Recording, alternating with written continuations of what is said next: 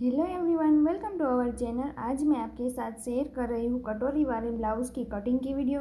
तो देखिए, यहाँ पे मैंने नाप का ब्लाउज़ ले लिया है।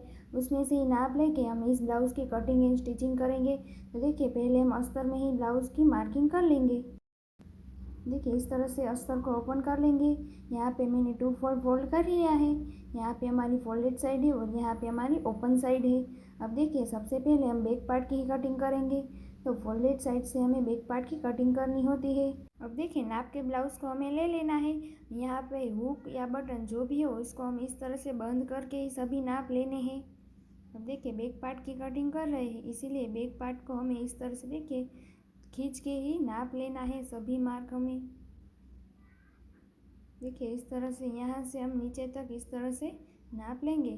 देखिए, यहाँ पे हमारा रेडी 14.5 इंच आ रहा है। उसमें हमें 1 इंच मार्जिन को ऐड करते हुए हमें मार्क कर लेना है। अब देखिए, यहाँ से हमें शोल्डर का नाप ले लेना है। तो इस तरह से हम शोल्डर का भी नाप ले लेंगे। तो यहाँ पे शोल्डर 12 इंच आ रहे हैं। 12 इंच शोल्डर आ रहे हैं, तो यहाँ पे उसका आधा हम शोल्डर लेंगे। अब देखिए, यहाँ से हमें आर्म होल का नाप ले लेना है। तो ब्लाउज़ को हम इस तरह से उल्टा कर लेंगे और स्लीव में हमारी गोलाकार में जो आर्म होल है उसको हम नाप ले लेंगे।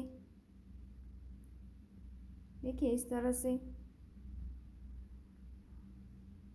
देखिए, यहाँ पे 9.5 इंच आ रहा है। आधा इंच हमारा कवर सिलाई में चला जाएगा, इसलिए 10 इंच, और आधा इंच यहाँ पे ऊपर शोल्डर में जाएगा, इसलिए 10.5 इंच का आधा यहाँ पे हम करेंगे।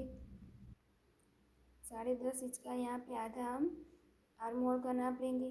तो देखिए, लेंथ यहाँ पे हमारी रेडी 14.5 इंच थी। 1 इंच मार्जिन का ऐड करते हुए 15.5 इंच पे मार्क कर लेंगे। अब इस लाइन को हम इस तरह से ड्रॉ कर लेंगे।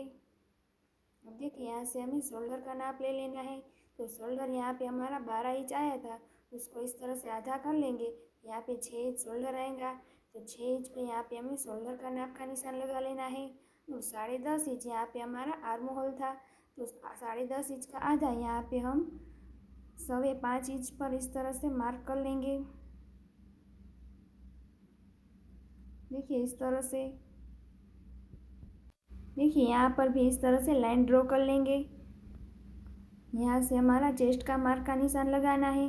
तो देखिए, ब्लाउज़ को इस तरह से सीधा रखते हुए हमें यहाँ से चेस्ट का नाप का निशान ले लेना है।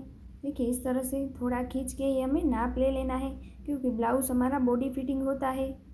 देखिए, यहाँ पे 22 इंच आ रहा है, तो उसको भी यहाँ पे हम 2 से डिवाइड करेंगे तो आएगा 11 इंच। तो 11 इंच यहाँ पे हमारा चेस्ट का माप का निशान लगा लेंगे। देखिए, 11 इंच तक इस तरह से लाइन ड्रॉ कर लेंगे। देखिए, यहाँ से हमें 11 इंच नाप लेना है। अब यहाँ पे हमें कमर को भी नाप लेंगे। तो देखिए, यहाँ से हमारी कमर जो है वो 18 इंच आ रही है, तो उसका आधा यहाँ पे हम 9 इंच पे कमर का मार्क का निशान लगा लेंगे। देखिए, इस तरह से। अब देखिए, बैक पार्ट में हमारा टक्स आता है। इस तरह से देखिए, हमारे बैक पार्ट में दोनों साइड टक्स आता है। उसके लिए यहाँ पे हमें 1 इंच ऐड कर लेना है। तो 1 इंच टक्स के लिए अब इस दोनों मार्क को हमें मिला लेना है, इस तरह से। अब देखिए, यहाँ से हमें 1.5 या 2 इंच सिलाई मार्जिन के लिए ऐड कर लेना है। मैं यहाँ पे 1.5 इंच ऐड कर रही हूँ। इस तरह से 1.5 इंच पे मार्क करके लाइन ड्रॉ कर लेंगे। आप 2 इंच भी रख सकते हो। अब देखिए, आर्म होल की गोलाई यहाँ पे हमें 1.5 इंच पे मार्क करके देनी होती है, इसीलिए 1.5 इंच पे मार्क करके इस तरह से गोलाई दे देंगे। अब यहाँ पे हमें नेक की चौड़ाई नाप लेनी है। तो देखिए, इस तरह से ब्लाउज़ को रख लेंगे। अब देखिए, यहाँ से हमें इस तरह से नेक की चौड़ाई नाप लेंगे। तो यहाँ पे हमारे 6 इंच नेक की चौड़ाई आ रही है। और नेक डीप देखिए, यहाँ पे हम इस तरह से करेंगे तो 7.5 इंच यहाँ पे हमारी नेक की लंबाई आ रही है। तो देखिए, यहाँ पे हमारी 6 इंच का आधा 3 इंच होता है, तो दोनों साइड यहाँ पे हमारा आधा आधा सिलाई में जाएगा, इसलिए 1 इंच को माइनस करते हुए 5 इंच का आधा यहाँ पे 2.5 इंच पे हम नेक की चौड़ाई का नाप का निशान लगा लेंगे। नेक डीप यहाँ पे हमें 7.5 इंच पूरा ही लेना है। आधा इंच हमारा ऊपर शोल्डर में जाएगा, फिर आधा इंच यहाँ पे हमारा नीचे भी सिलाई में जाएगा, इसीलिए यहाँ पे 7.5 इंच हमारा रेडी ही रहेगा। नीचे भी यहाँ पे हमें चौड़ाई 2.5 इंच लेके इस तरह से बॉक्स बना लेना है। अब यहाँ पे देखिए इस तरह से राउंड शेप ड्रॉ कर लेंगे। आप कोई डिज़ाइन करना चाहते हो तो यहाँ पे कर सकते हो। देखिए इस तरह से हमने सभी मार्किंग कर ली है। सबसे पहले लंबाई, फिर शोल्डर, फिर आर्म होल का नाप, फिर यहाँ पे चेस्ट का नाप, फिर यहाँ पे कमर का नाप, और यहाँ पे एक इंच टक्स के लिए ऐड किया था। 1.5 इंच हमने मार्जिन रखा है ऊपर और नीचे दोनों साइड। फिर आर्म होल की शेप दे दी है। फिर यहाँ पे हमें नेक की चौड़ाई लेनी है। फिर नेक की लंबाई लेके यहाँ पे हमारी बैक पार्ट में इतनी मार्किंग हो जाती है। फिर हम यहाँ पे बैक पार्ट की कटिंग कर लेंगे। देखिए नेक की कटिंग हम अभी नहीं करेंगे, फ्रंट पार्ट को कटिंग करने के बाद करेंगे। इस तरह से बैक पार्ट कटिंग हो गया है। अब यहाँ पे हमें रख के फ्रंट पार्ट को कटिंग कर लेना है। तो देखिए यहाँ पे हमें इस तरह से 3 इंच एक्स्ट्रा ऐड कर लेना है। उसकी इस साइड ही हमें बैक पार्ट को रखना है। 3 इंच यहाँ पे हमारा कटोरी का टक्स के लिए है। यहाँ पे 1.5 इंच हमें कटोरी का टक्स में जाता है, उसका डबल यहाँ पे 3 इंच पर इस तरह से एक्स्ट्रा रख के लाइन ड्रॉ कर लेंगे। अब बैक पार्ट को ऊपर रखते हुए फ्रंट पार्ट को इस तरह से मार्किंग कर लेंगे। देखिए इस तरह से मार्किंग हो गई है। अब यहाँ पे हमें आर्म होल की गोलाई देने के लिए इस तरह से दोनों साइड लाइन ड्रॉ कर लेंगे, और फ्रंट पार्ट में हमें 1 इंच पे मार्क करके गोलाई देनी है। तो इस तरह से 1 इंच पे मार्क करके गोलाई दे देंगे। इस लाइन को ही हमें कट करना है। अब देखिए नेक की चौड़ाई यहाँ पे हमारी 2.5 इंच ही थी, तो 2.5 इंच पे मार्क कर लेंगे। और अब यहाँ पे हमें फ्रंट पार्ट में भी नेक की लंबाई ले लेनी है। अब देखिए फ्रंट और बैक पार्ट में हमारी चौड़ाई जो है 6 इंच ही आएगी। तो यहाँ पे हमने 2.5 इंच नेक की चौड़ाई ले ली है। अब यहाँ पे नेक डीप देखिए यहाँ पे हमारा 6 इंच आ रहा है। तो देखिए यहाँ पे हमें 6 इंच नेक डीप रखेंगे। अब देखिए इस तरह से हमें मार्क करके यहाँ पे बॉक्स बना लेना है।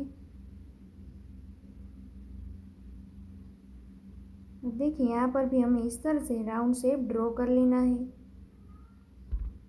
तो देखिए यहाँ पे हमें बैक पार्ट में 1 इंच टक्स के लिए जो ऐड किया था वो हमें फ्रंट पार्ट में निकाल लेना है।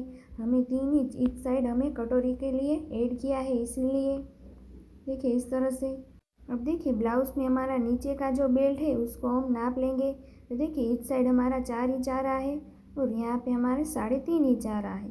तो यहाँ पर हम 3.5 इंच पे मार्क कर लेंगे, और यहाँ नेक के पास यहाँ पे हम 4 इंच पे मार्क कर लेंगे। अब इस दोनों मार्क को हमें लाइन ड्रॉ करके मिला लेना है। अब देखिए ब्लाउज को हमें इस तरह से उल्टा कर लेंगे और हम साइड के बेल्ट को नाप लेंगे। तो देखिए ब्लाउज में जो साइड का बेल्ट है उसको हमें इस तरह से नाप लेना है। तो देखिए यहाँ पे आधा इंच मार्जिन को बाहर रखते हुए यहाँ पे हमारा 5 इंच आ रहा है। तो 5 इंच पर यहाँ पे हमें इस तरह से मार्क कर लेंगे और 2 इंच तक यहाँ पे इस तरह से लाइन ड्रॉ कर लेंगे। अब देखिए नेक के पास से यहाँ पे हमें 4.5 इंच पे मार्क कर लेंगे। आर्म होल के पास यहाँ पे हम 3 इंच पे मार्क कर लेंगे। ये तीनों मार्क को मिला के यहाँ पे हमें कटोरी का शेप ड्रॉ कर लेना है। देखिए इस तरह से हमारे परफेक्ट तरीके से कटोरी का शेप ड्रॉ हो जाएगा, इस तरह से। अब देखिए यहाँ से हमें 9.5 इंच आ रहा है, तो उसका आधा इस तरह से करके यहाँ पे हमें बीच में मार्क लगा लेना है। अब यहाँ से हमें 1.5 इंच ऐड करना है। इस तरह से 1.5 इंच तक लाइन ड्रॉ कर लेंगे।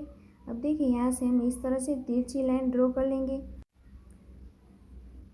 अब देखिए इस लाइन यहाँ पे हमारी 5 इंच तक आ रही है, तो इस साइड भी हमें इस तरह से 5 इंच तक इस तरह से लाइन ड्रॉ कर लेंगे, इस तरह से।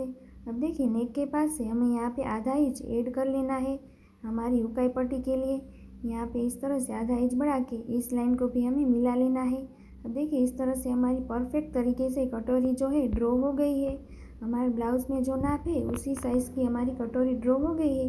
बेल्ट की कटिंग हम अभी नहीं करेंगे, यहाँ पे हमारा कटोरी का टॉप्स के लिए बड़ा है, इसीलिए यहाँ पे हम बेल्ट की कटिंग नहीं करेंगे। यहाँ पर हमारी 2 पार्ट की ही कटिंग हो पाएंगी, बेल्ट की कटिंग हम बाद में करेंगे।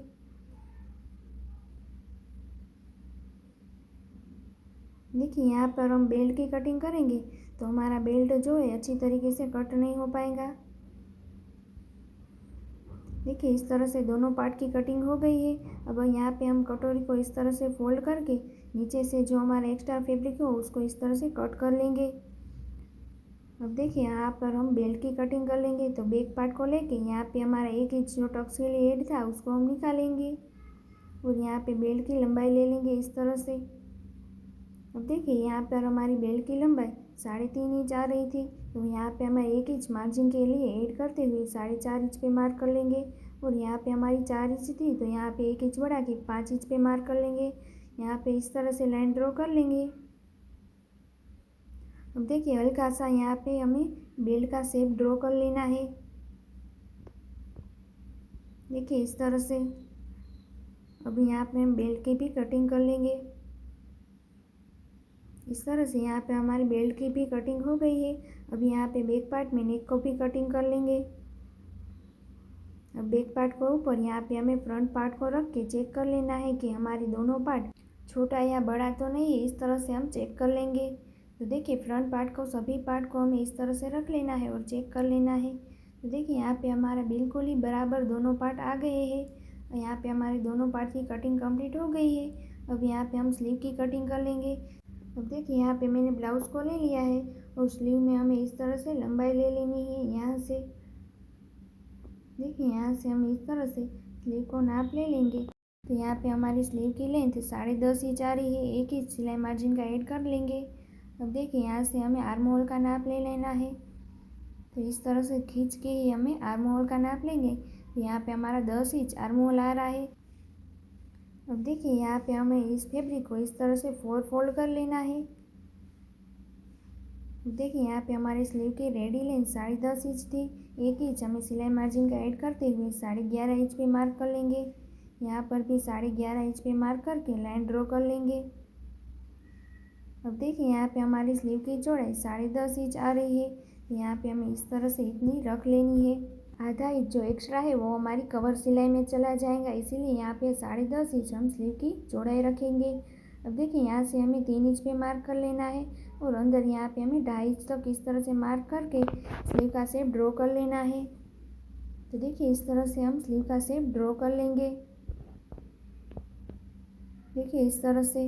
अब देखिए ब्लाउज़ में हमें बॉटम को नाप लेना है। तो देखिए ब्लाउज़ में यहाँ पे हमारी रेडी बॉटम 6 इंच आ रही है। तो देखिए यहाँ पे 6 इंच में हमें 1.5 इंच सिलाई मार्जिन का ऐड करते हुए 7.5 इंच पे मार्क कर लेंगे।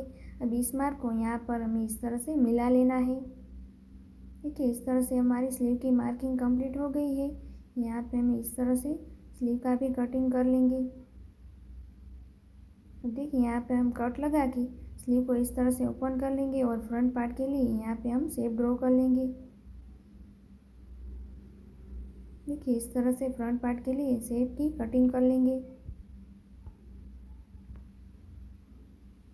देखिए इस तरह से स्लीव का भी कटिंग कंप्लीट हो गया है। तो हम साड़ी के फैब्रिक में भी ब्लाउज़ की कटिंग कर लेंगे। तो देखिए उसको मैंने इस तरह से 2 फोल्ड कर लिया है। यहाँ पर हमारी फोल्डेड साइड है। अब देखिए सबसे पहले हमें ब्लाउज़ का बैक पार्ट ले लेना है। यहाँ पर हमारे ब्लाउज़ में जो फोल्डेड साइड है उसको हम फोल्डेड साइड की ओर ही रख लेंगे। अब देखिए यहाँ पे सभी पार्ट को इस तरह से अच्छी तरीके से रख लेना है।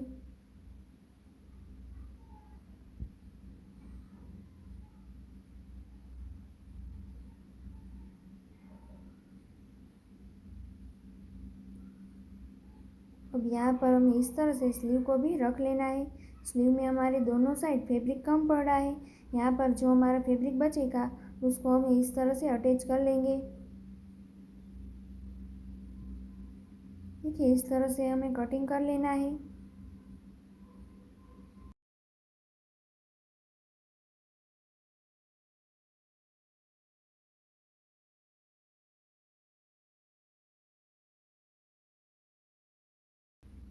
नेक्स्ट वीडियो में इस ब्लाउज़ की स्टिचिंग कैसे करते हैं वो वीडियो भी मैं आपके साथ शेयर करूँगी।